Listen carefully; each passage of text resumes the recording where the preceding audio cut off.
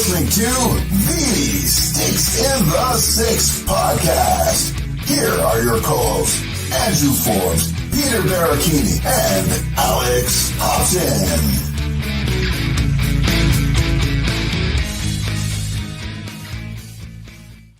Hello, everybody, and welcome to episode 122 of Sticks in the Six. I know this isn't the voice you're probably used to hearing right off the hop, but if you're watching us live on Twitter or Instagram or YouTube or wherever you might be tuning in from, you see that Andrew Forbes, our normal host, is sitting in a remote location. It looks like he's trying to run away from the Leafs, knowing the way the series is going. We'll get into that in a second, but first, Andrew, how's it going? Where are you at?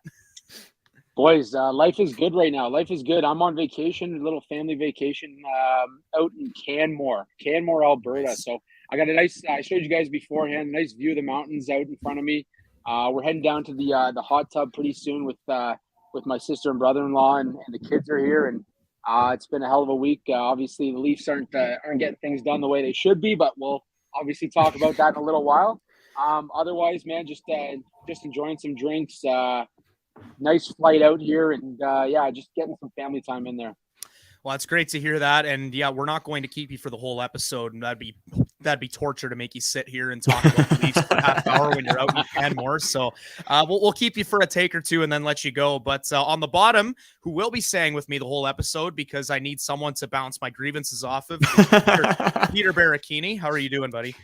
Doing great. I think this should have been an episode where I get out the Festivus pole that I bring out for Christmas and just have it on the table right beside me and just air our grievances for these last, or game 5, last 2-3 games, however you want to call it. But yeah, doing good. I don't know if it's, the whole thing of not like cutting your hair, shaving your beard or whatever, but as you can see, I got a haircut. I don't know if that had a part in game 5. So if it did, I am really sorry, Leafs Nation. If you want to vent on me, go right ahead. I'm ready for it. I figured they're just giving me an extra day to grow the playoff beard. I got the neck beard going. They just want it to be as long as possible. Pretty soon I'm going to have the attachment right neck to chest. Is there a rule for a playoff beard where you literally can't even trim or like make a line or anything? You can't do anything? I'm not touching it. Oh, okay. Well, I kind of screwed us over then, boys.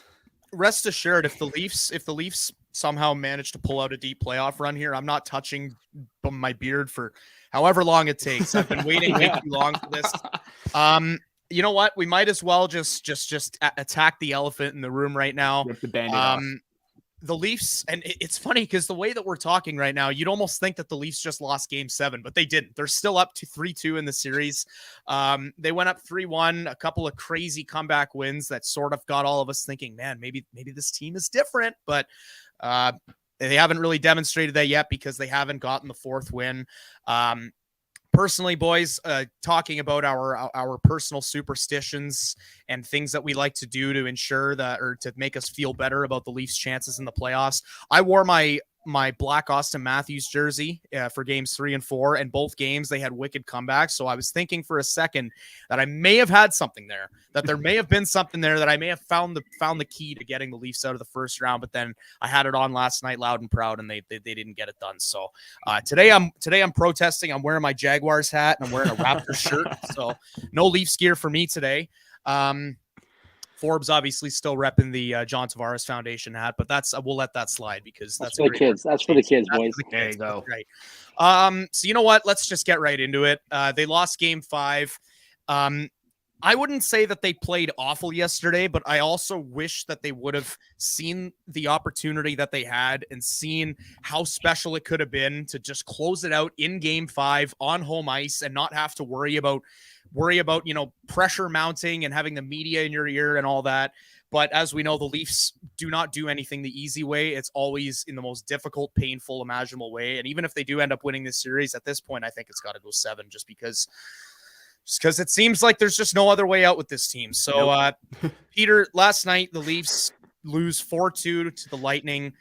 I mean, they didn't get walked all over, but it was probably a winnable game. We'll start with you. Let's get some thoughts on last night. Yeah, definitely a winnable game. Obviously, it's not like the game 4 or game 6 where it's just like issues on top of issues of them shooting themselves in the foot, because that game 4 was absolutely horrendous last year. But this was more of a tight knit checking.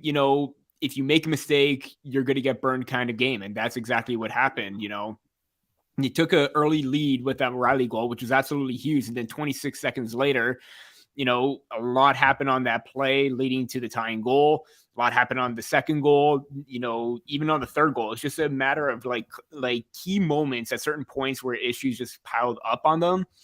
And that was a deciding factor. It's not like they were, there were instances where they were getting hemmed in their own zone for certain lines and certain moments, but they were able to bounce back and generate more sustained offensive pressure in the offensive zone. And that was critical to try and shift the momentum.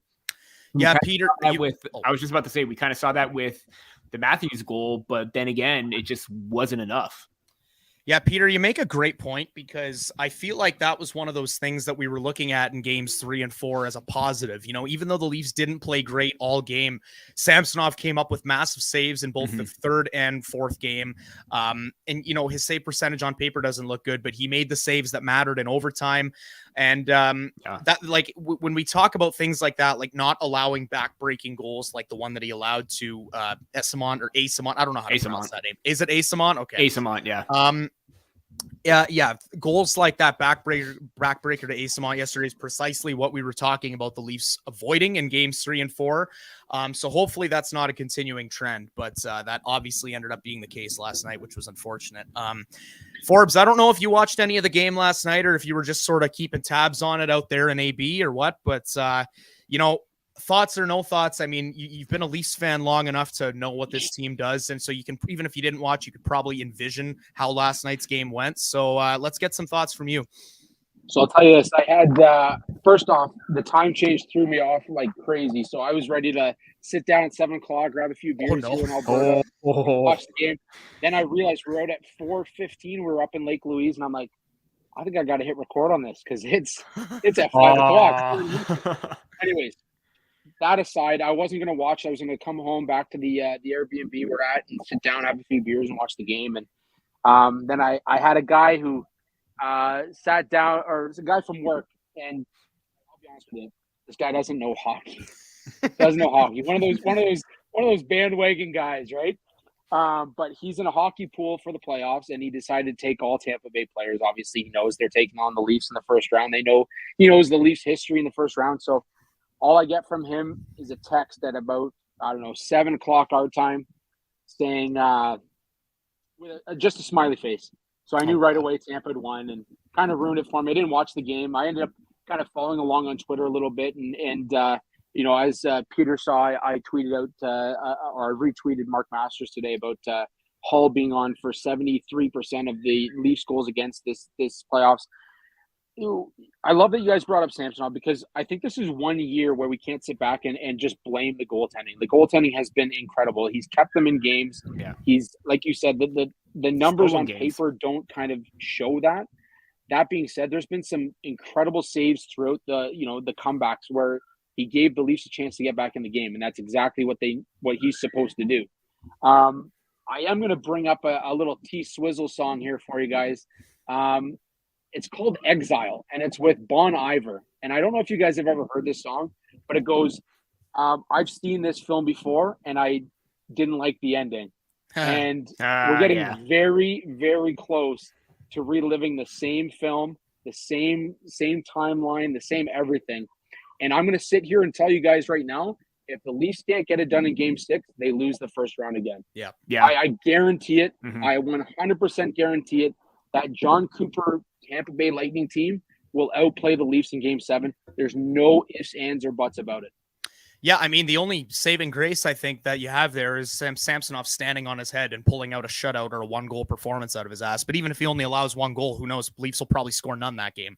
So I don't want to be. Yeah, you don't want to be thinking negative thoughts like this right now. But that's just it. This movie, we are regulars at this movie theater.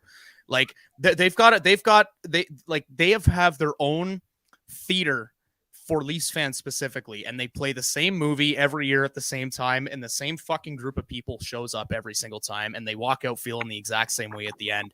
And you know what? I'm not fully on the ledge right now because damaged Leaf fan takes aside, there are 2 games left. Mm-hmm. Crazier things have happened, I guess. I don't know. You're peeking over, though. You're peeking over. No, yeah, I'm not feeling good. And, Forbes, I agree with you right then and there. And you know what? I'd even go as far as to say right now that I have no faith right now in them winning the series until they show that they can do it. Because, last night I wasn't ready to say that. Last night I wasn't saying I've got no faith because it's like you got 3 chances in front of you. This game right here is going to be the easiest one of those 3, and they didn't get it done. So I don't know. I am sort of in a similar place to you right now, just because a game 7 is, what is it, like 0-6, 0-7 in game 7s now? We've seen this play out so many times before.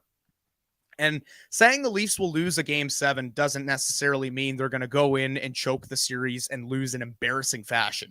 But what it does mean is that they're 0-7, like we said, in game 7. So, whether they go out and play well or they shit the bed or whatever, at this point, I can't say with confidence, with my full chest, this team will win in game 7 because we've seen them do it against Boston. We've seen them do it against Tampa, Montreal, Columbus. There's been teams all over the spectrum, and not once have they proven that they can do it. So it's on a fully show don't tell basis right now.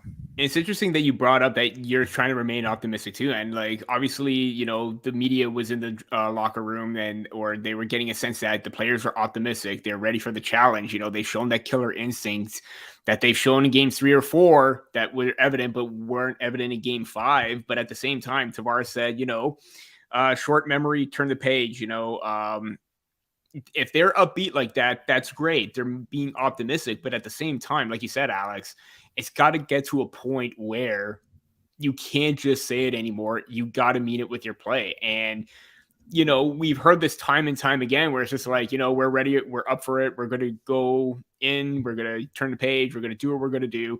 And then all of a sudden, it's the same story over and over again, like you mentioned with that song for him. So, really don't know what to say other than that. I'm in agreement with you both. This is an absolute must win because unless by some divine miracle they can actually pull off and win a game 7, I don't feel confident because of past history. I want to feel confident, but it's just not there because we know what's going to happen.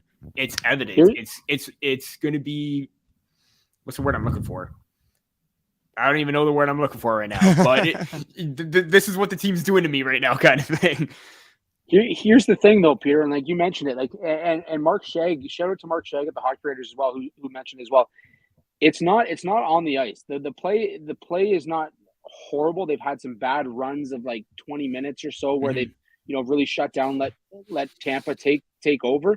It's right here, right, and that's the problem. Now you've lost game 5.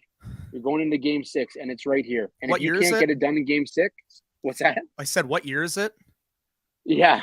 What year are we in? Is this 2019 or is it 2023? I know. Or is it 2021 or 22? It's frightening. As a Leaf fan, you're gonna look if they go down again in the first round. Like you have to legitimately think about blowing this thing up. And I'm talking, your coach is gone, your GM's gone, part of that core 4 is gone. And you have to say, you know what, something here is not working because we're not getting it done. There is zero killer instinct right now in the Maple Leafs. Yeah. And I mean, I wouldn't say there's 0 because like Peter said, we've seen semblances of this killer instinct in game 3 and game 4. They came back in game 4. They scored 3 goals in the last 10 minutes, just like the Bruins did to the Leafs in 2013. And that's killer instinct right there. The Leafs did it in game 3. They scored the tying goal in the last minute of the game, and then they scored the winning goal in the last minute of the first overtime. That's the frustrating part right here. Is it's not like as if the whole thing was that they didn't have killer instinct, we would have known that a long time ago, and it would have been addressed a long time ago. But the annoying part is that they do have that killer instinct, but it's just they can't ever seem to find it in these games. It shows up whenever they want it to. Like it seems like the elimination games are problematic for them. They can win. They could win 3 straight no matter what. But it's those elimination games that's always blocking their mentality, and that is problematic, because if you can't do that, then this team is not worth it. And that's just it right there. Like Tampa Bay, you could make an argument last series that they didn't play well at all throughout the entire series, but they did it when it mattered. They scored goals when it mattered. They had saves when it mattered. And you know what? Maybe this whole conversation will become moot. Maybe Saturday night, the Leafs actually come out, play a good game. They get the saves they need when it happens, and then they score a goal in overtime. I might also wake up tomorrow morning and have Kate Upton as my wife. Like, things could happen. Things could happen. Alex, I'm sorry. Alex, I'm going to interrupt you. I'm going to interrupt you real quick here, boys. I'm sorry I could only jump on for the first 15 minutes here. I'm going to head out, but take it easy. Get it done. And as always, boys, we'll talk soon. Thanks for being here, Andrew. I enjoyed out there, bud. You did not have to do this to yourself. You could have just forgotten about the Leafs until tomorrow night and enjoyed your vacation, but you still decided to hop in and vent to us a little bit. So we appreciate you jumping on. You boys are my therapy. Oh, glad to be there for you, bud. My therapy then. I guess you guys do. So see you later, guys. All right, take it easy. Enjoy it, buddy. All right. Well, there goes Andrew. Peter, it's just you and me now in this echo chamber that we call StreamYard. So yeah. You know what? I feel like that it's a little early to wrap up this segment, but really, what else is there to say that we haven't said every other year, right? What is there to say that we didn't say last year against Tampa, or we didn't say in Game 7 against Montreal last year?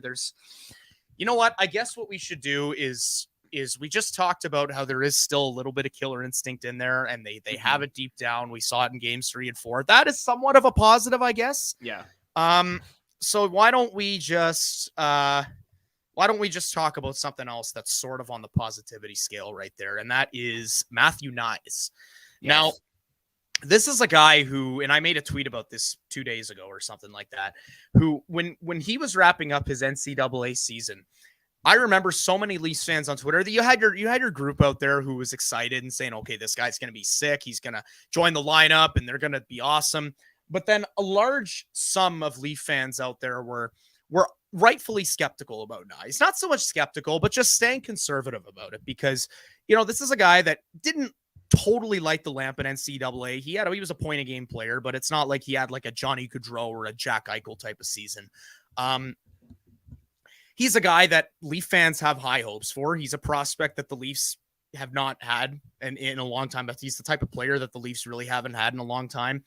And so there's naturally some excitement with him, but to ask him to join the lineup and immediately make an impact in the top 6 was a massive stretch. And it totally justifies people feeling a little, again, I don't want to use the word skeptical because it makes it sound like they doubt him, but overly optimistic. Yeah, exactly. You want to temper the expectations. Yeah.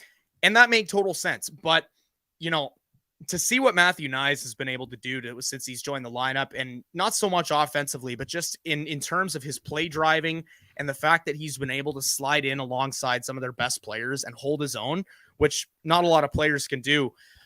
I think it's a pretty exciting moment and a pretty exciting storyline to follow along with. So, Peter, let's just you're somebody who follows the draft. You cover the draft pretty extensively. You've known Matthew Knies' name even before he was with the Leafs. So tell me, I guess, and whoever happens to be watching right now, what you saw from Matthew Knies.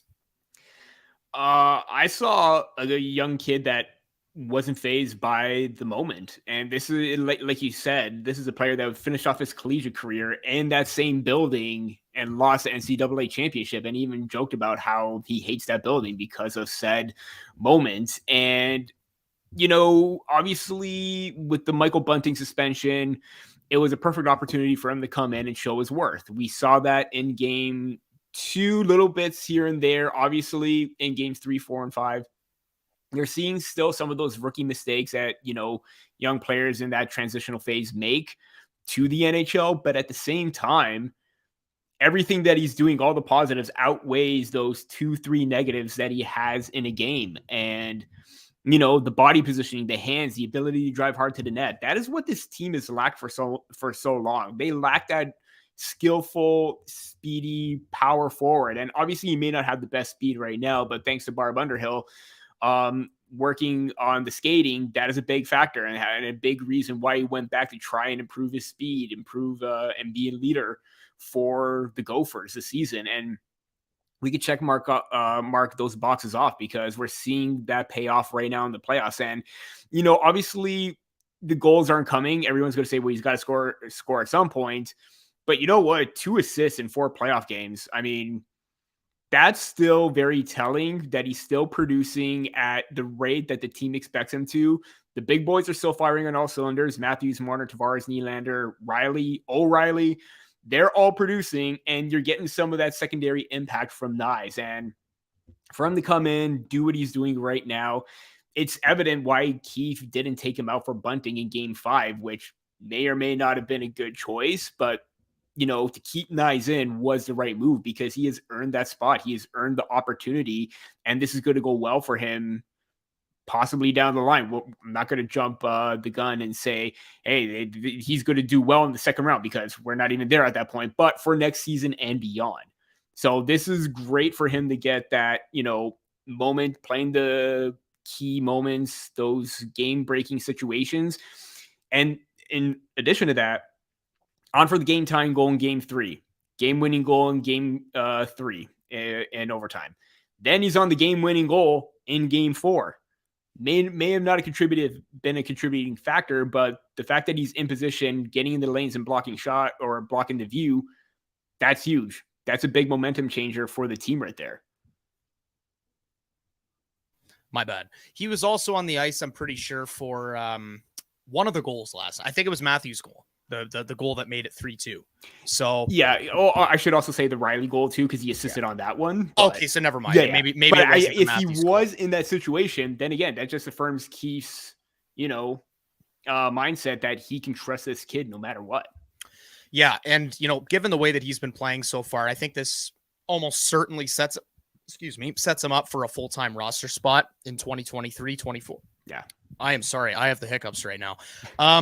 Great time. 10 seconds. Yeah, no kidding. But yeah, I think that overall it's been a pretty encouraging experience to see what he's been able to bring to the team. And I will say this about Michael Bunting. I am seeing so much revisionist history on my timeline on Twitter. I swear to God, every single person that I saw on before Game 5 yesterday was saying, do not put Bunting back in the lineup. Absolutely do not. He did not play well. He only had 4 points in his last 20 games before the season ended or whatever. The refs are going to go after him. He's going to do something stupid. Do not play him under any circumstance. Now that he didn't play and the Leafs lost the game, everyone's like, what the hell was Keefe thinking not putting Bunting back into the lineup? My take on it from the beginning was that it made sense to to leave Bunting out of the lineup because they had won 3 games in a row. You want to see what's going to happen. Yeah. Regardless of what you say, 3 wins in a row with that lineup against Tampa Bay, might as well not try and fix something if it's not broken. Yeah. So I understand that, but for me, it wasn't even so much about Bunting's play. It was just the fact that if you put him back into the lineup, you're risking something greasy happening with the officiating. That's one big thing right there. I was worried that he was going to do something or the officials were going to single him out for something. He was going to lose his temper. I mean, I love the guy's passion, but it was a valid concern to be worried about something like that happening yesterday. Mm-hmm. Yeah, no, absolutely. And, there's that whole discourse where, in hindsight, yeah, maybe Bunting could have had a bounce back game and not do anything stupid, but still tread that line. But, there's also that risk factor that maybe something does happen. Things get out of hand where there's a scrum, like that hit that Pat Maroon had on Mark Giordano.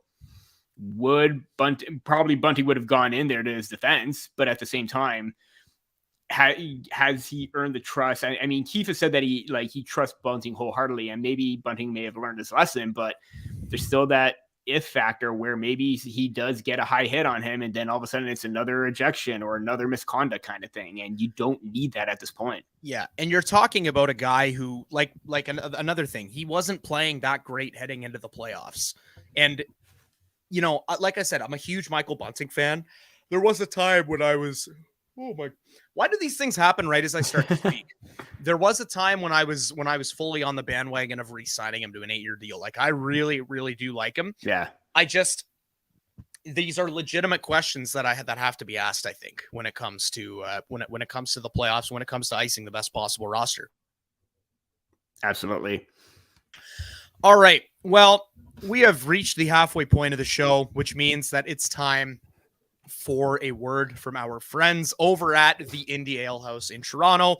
The playoffs are back, and with it, so are the Maple Leafs. Woo! 7 games of playoff hockey. Can you tell that I went off script there? Getting ready for a night out or watching the game at home with the gang? What better way to do it than with a nice cold one from the folks at Indie Alehouse in Toronto? With 2 locations in the city at Italy, Toronto, at Bay and Bloor, the Biroteca location, they have 2 big screens, amazing authentic Italian food, and loads of beer. Also at the OG Brew Pub in the Junction at Keele and Dundas with 120 seats, famous bar food, and 12 taps. Indie Alehouse is an award-winning brewery featuring their flagship Instigator IPA and dozens of rotating monthly specials release beers. Perfect for takeout, dine-in, or bottle shop online orders when planning for game night. You can find Instigator IPA and Marco Polo Pilsner at finer LCBOs across the province as well. And I will mention, I've said this before, as a guy that is almost exclusively lagers and pilsners, I was a huge fan of the Instigator IPA. Yeah. So if you like easy drinking beers, check out the Instigator. Yeah, definitely a must. Hashtag Live Indie is the motto. Adventurous, fun-focused beers with a selection for everyone, from a healthy dose of in-your-face hoppy beers for the beer geeks to the mainstream pilsners and easy drinking options like me. I'm not one of the options. Don't get confused. Indie Alehouse is the go-to for game day. Only had a couple of hiccups getting through that, but the point is across. Indie Alehouse are our friends. They produce great beer. Go check out one of their many locations. You won't be disappointed. So, Peter, we are facing a problem in the playoffs that became evident last night, and his name rhymes with Bustin' Mall. Now, we've spent a good deal of time ripping Justin Hall on this show, and not out of hate, out of love, because we want Justin Hall to play well. We want the team to be at their best. We know how much Sheldon Keefe loves Justin Hall. So yeah, we did a lot of ripping on him. Credit to him in the second half of the season, especially after the trade deadline. His play started to pick up a little bit. He seemed to find a comfortable spot next to Mark Giordano on the back end there. And even in the first couple playoff games, I think he played pretty well. But these last couple games have been bad. They have been bad. We are seeing the worst version of Justin Hall that we've seen with this team, and it's on par with the times when he was playing with Jake Muzzin at the start of last season, or just throughout last season in general, even at the start of this season.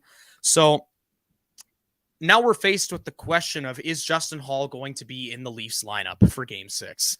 And, you know, if you were to poll Leafs fans, I guarantee you it's probably on a 95% to 5% ratio of people who would say bench Justin Hall versus put him in the lineup.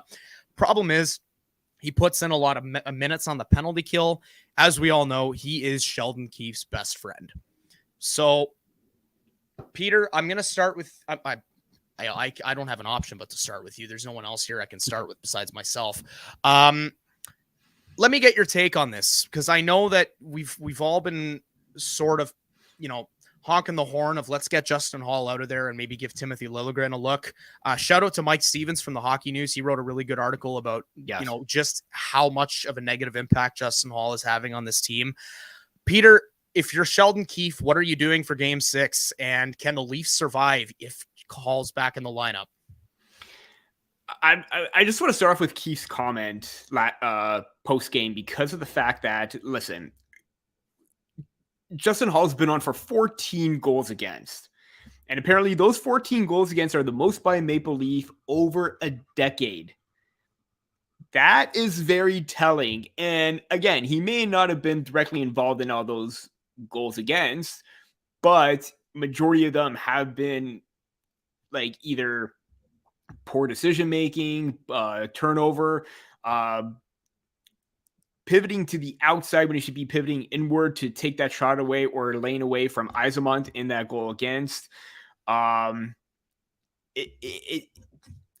do I put it this way? It's hard not to try. Like, I understand you want to try and motivate him and boost his confidence, but at some point you're going to have to call him out and say that this isn't enough. I mean, Sheldon Keefe has called out the Stars plenty of times previously before. At this point, you got to say that not just the pairing, but Justin Hall himself has to be better. 14 goals against at 5 overall, 9 at 5-on-5. He has a 18.18 goals for percentage rate on this team. His expected goals for is at 37.05. That is near the bottom with the fourth line.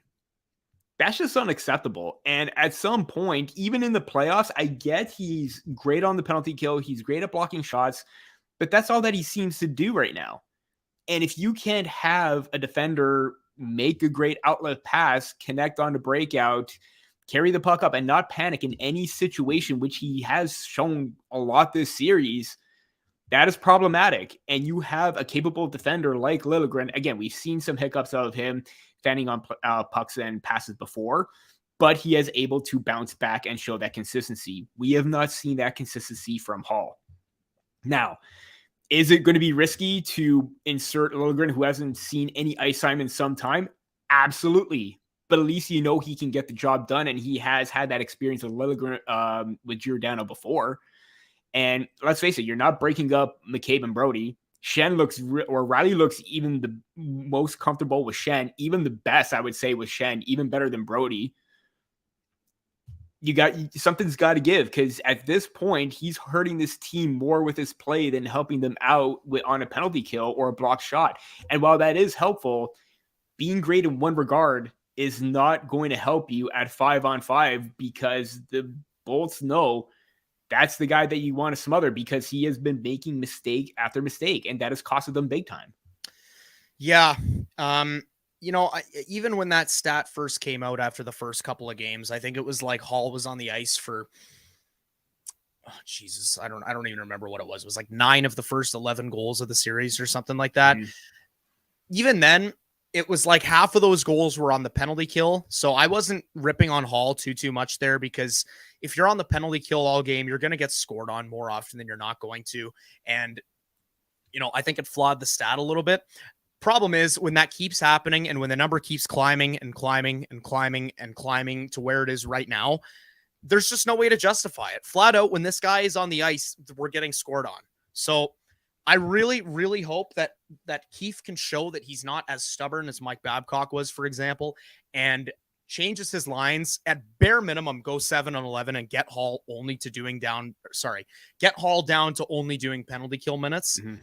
Because at this point, I don't really know what else to say. Hall he's not contributing. He's slowing Mark Giordano down. He's making Giordano use his body a little more, because he's got to cover more ground because Hall's making these mistakes. I'm not trying to blame the whole thing on him, and I think another thing to remember here is that if the Leafs lose the series, it's not going to be because of how Keefe used Justin Hall.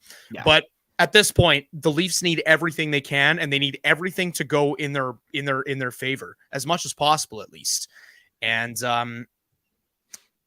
they're not really at a point where Keefe can experiment with this and say, oh, you know what, maybe we'll try to we'll try to put Justin Hall in another time, or maybe we'll try him in a different role and see how he does, because we're now down to 2 games. The Leafs are only playing potentially 2 more games this year. They're not playing.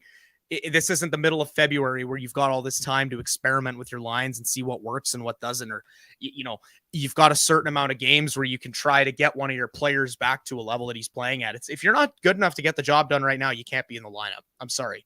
Especially in the playoffs when the game is that much more meaningful. And like you said, this isn't February where you can mix and match and, juggle your lines and pairings, because he did that down the stretch of the regular season. he should know what he has right now. He shouldn't be panicking or like the humming and hawing whether he should make this move or not, because let's face it, you have a big sample size with Liljegren and Giordano. There is no sense in harming and trying to put in a player that has shown to be more consistent on the breakouts and even using his size more. I think that was the big thing with Liljegren this season, where he's able to, be physical along the boards. That was huge. But the fact that now the matter is, you've done your, movements in and out of the lineup, 11s and 7s down the stretch for situations like this. If you know someone isn't playing well, they don't deserve to play. It's as simple as that. And as good as, you could go back to the fact that, Justin Hall was part of that, Calder Cup team in the AHL. That's great. Glad he won a championship there, but he's not getting it done right now. And for Keefe to still have this short leash with him, it's just not working. It's not short leash, this long leash. Sorry, I was gonna say it's almost like he's got one of those leashes that extends. Mm-hmm. You can extend it as much as you want. So yeah, maybe the leash was getting short, but then as soon as the game ends, he pulls it out a little bit more, and it's all of a sudden a little more slack on the leash. It's like at some point the leash has got to end. That's really what the reality is. So, and not only that too, if you want to win, ice a player that's going to get the job done. He's just not doing it right now. And I think that this series, if they re-sign Justin Hall in the offseason, that is going to be a big mistake. Because what does that do for Liljegren's confidence, who has done everything he can to get into the lineup or try and show that he deserves it, and still gets up in the press box for the mistakes that Hall is doing? And again, seems like we're bashing Hall every single time, but this is just what we're seeing. Even Matt Larkin from Daily Faceoff, every single game, he was just, that's the 11th goal that Justin Hall has been on, 12th, 13th, 14th. And it's like, it keeps piling up. And we hate to do this, but that's the fact. The numbers don't lie. And even ±2. Plus-minus is a useless stat.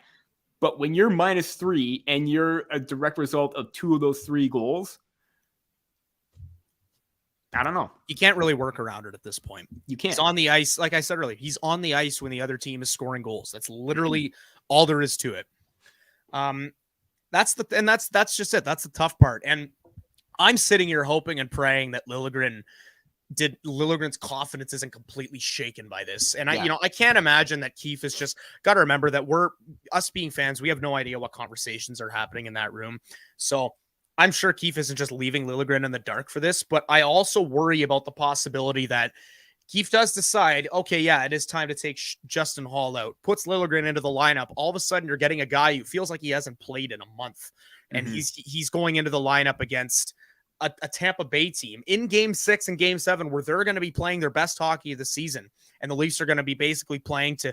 It shouldn't feel like they're playing for their lives, but they technically are, because if they don't if they don't win Game 6, they're going back to Game 7. We've already talked about all this. We know what the story is. So, yeah, I will be very intrigued to see what Sheldon does with the Lions tomorrow. I just think that it's just so imperative that he recognizes that the situation they've got right now is not working. I think the best possible scenario is for them to take Liljegren, put him next to Giordano, limit their minutes the way that Hall's minutes were limited the other night. Limit him down to 10, 12 minutes or something like that. Yeah. And just ride Brody, McCabe, Riley, and Shen into the ground. Use those. And I think, honestly, that'll be a better recipe for success than whatever happened last night is. So, and even so, 12 minutes when you've played Justin Hall for at least 20, 21 a game, that's very telling. So you could tell that maybe Keefe may have saw something, who knows, but it seemed like even in those minimal minutes, he was still on for -3 or for 3 goals. And even today too, Keefe says, or this is from David Alter, they're looking at different options for tomorrow's lineup. Says there are some injuries and things that have to play out through the day. Usually if they're mulling things over like that, chances are there are going to be changes. So maybe it is time to possibly see Liljegren. I mean, I think we can both agree that Bunting is probably going to come into the lineup. Totally. Maybe for Lafferty or even Zach Aston-Reese. It was going to be either of those 2 options because you're not touching eyes. No. But if you're at least thinking of putting Liljegren in, that is probably the best possible option. Or you go the 11-7 route. That'll probably be the best thing. And, I do want to touch on Michael Bunting again, because we talked about him a little bit in the Matthew Nyes part of the discussion, but, he has been a polarizing character throughout this series. He comes out and lays a hit that I know everybody, Tampa fans and everyone's going to scream that they thought it was intentional. It was a dirty play. I think it was a stupid play. I think it was a needless play, but I don't think Bunting went out there headhunting for Erik Cernak. I think, like he said when he explained it, he was embracing a battle into the boards. Mm-hmm. Cernak wasn't there, or he was further than he expected him to be, caught him with the elbow. Horrible situation, but it happens. There's no real way you can beat around it. That being said, he puts the team in a position where they're down by they're shorthanded for 5 minutes all of a sudden. This is a guy he's a Scarborough boy. He's grew up a Leafs fan. He ended up in a situation where that I think just about any Toronto-born hockey player has nightmares over as a kid. Being on the ice for the Leafs and doing something like that, where you put him at such a disadvantage, which obviously did lead to the 400 penalty minutes worth or whatever it was in the first game. And the fact that they ended up shorthanded for the entire thing. And then all of a sudden he gets suspended for 3 games. And then right when he's probably chomping at the bit to get back into the lineup and help his childhood team win, Keefe pulls out hey, listen, not yet. Okay. Mm-hmm. So Bunting has been through the ringer and back. It's hard to imagine where his emotions are right now, but it does feel like he's going to be getting back into the lineup for Game 6. Just tell me what you think of what you think about where he's at right now, where the Leafs should put him into the lineup, and like I said, who should come out. Yeah, I mean, we already talked about who should possibly come out, Lafferty or Zach Aston-Reese, because one or both of those players really haven't been quite effective as we had thought. I thought they were good in Game 3. I thought they got some momentum shifts there, but Game 4 was a totally different story. And it's funny that you brought that up, because Tic Tac Tomar managed to find a tweet from Bunting back all the way in 2015, where he's like, running through Game 6 with my woes. And Omar quoted that saying prophecy ? So I don't know how to take that as something where it's like, predicting maybe he's coming into Game 6 and he's going to lay it out all on the line for the team that he grew up idolizing, or what, but that just seems very coincidental to me. So if he does come in, I think obviously most likely he's going to be in the third line, or not third line, but maybe third line, most likely fourth, because of the fact that if he's taking one of those 2 guys out, you got to put him in that fourth line. And because of his speed, because of his energy, because of everything that he can do, I think he'll be effective with the grit that he can bring and getting on the forecheck. I think he'll be a factor in that regard. But if he starts to show consistency throughout the game, he could find himself back up into that top 6. Oh boy, what am I doing? Hold on. Oh, I hit 2. Sorry, I hit a couple buttons there. I was freaking out trying to get you back on the screen. It's all good. Don't worry, man. But yeah, I mean, if he has a hell of a game, why not put him back up into that top 6 conversation? I mean, obviously one of those spots is going to be for Knives, but you could easily move Yarncroke down to a checking role and move Bunting back up into the top line. So options are there for Keefe. We know what Bunting is capable of doing. The main thing going into this series for me, and X factor was he able to keep things in check? Not so much because he got suspended for 3 games, although it was warranted. Maybe 3 was a little too high, but if he's able to tread that line, not cross it, and still get into the opposition's head and be a pest, then advantage Michael Bunting, because that's exactly what he's going to do. Now, let's just hope he could get a call going his way and not offsetting minors. So I think actually counterpoint to Bunting playing on the third line, hot take, I would actually put Bunting on the second line and I'd bring Nyes back to the third line.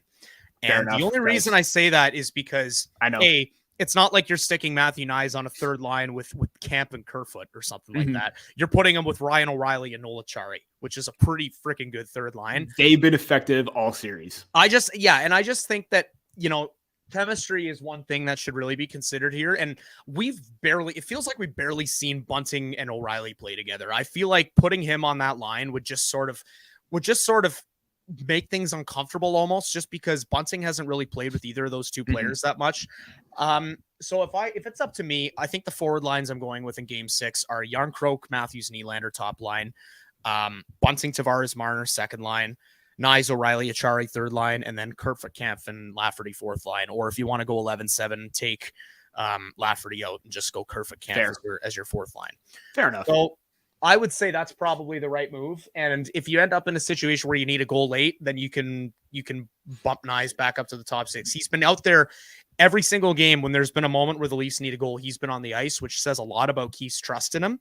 And I think you can still continue to utilize him that way. But for the purpose of getting through a game that you need to, keep your head above the water in and kind of dictate the pace and stuff, I would definitely try and keep as much chemistry there as possible. Absolutely. I have one question for you. There's this one video going around of a corgi making picks and selections for, you know where I'm going with this. Yes. Where he's like hitting a ball into a basket. Like he's already done the series prediction, but I think they're also doing game by game series. And the corgi picked Maple Leafs in 7. Are you believing in the almighty corgi at this point? Because he has been pretty accurate, or the dog has been accurate at this point. Like, should we put our faith into a dog at this point? No, I'm not. I'm not letting myself, because I'm pretty sure I put my faith into the corgi last year, and I think the corgi said the Leafs would win in 7, and they lost in 7. So, I am going to sit here and hope and pray that the Leafs can get it done in game 6. And if they can't, then yeah, I guess I'm on Team Corgi. But I really hate that we're back at this point when we're putting all our hopes and dreams on the backs of a freaking dog, a tiny, adorable dog that has no idea how many people's emotions he has in his palm. I was just about to say, it's sad that it's come to that point. And I mean, it's really weird how every single series, except for the Knights and Jets one, it's all 3-2 at this point. It's really weird. And I picked the Maple Leafs in 6. So do me proud and just win this one game. Just win. Yeah. Peter, next time that we're sitting here on StreamYard chatting up the Leafs, it's going to be after the series. So yeah. I'm not going to lie. I'm terrified that this is the last time I'm going to see your face before the end of the series. I will have a bottle of whiskey with me. Whatever happens, the result, that bottle is probably going to be gone no matter what.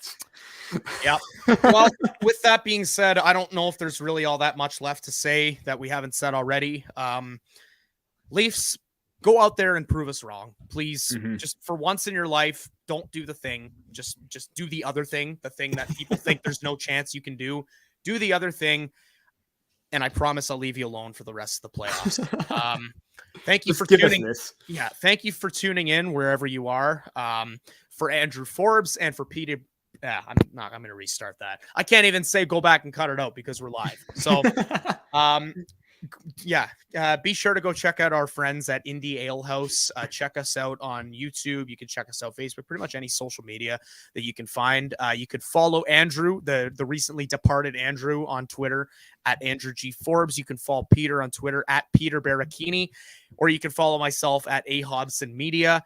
Or you can check out the podcast. I'm going to try and do the thing that Andrew already does. Check out the Sticks in the Six podcast on Twitter. That's STIXINTHE 6IXPOD. They're beauty. I went perfectly there. I'm pretty proud of myself. Once again, if you tuned in today or if you're listening after the fact, thank you for listening. Thank you for being here. For Andrew Forbes and for Peter Baracchini, I am Alex Hobson, and we will catch you next time on Sticks in the Six.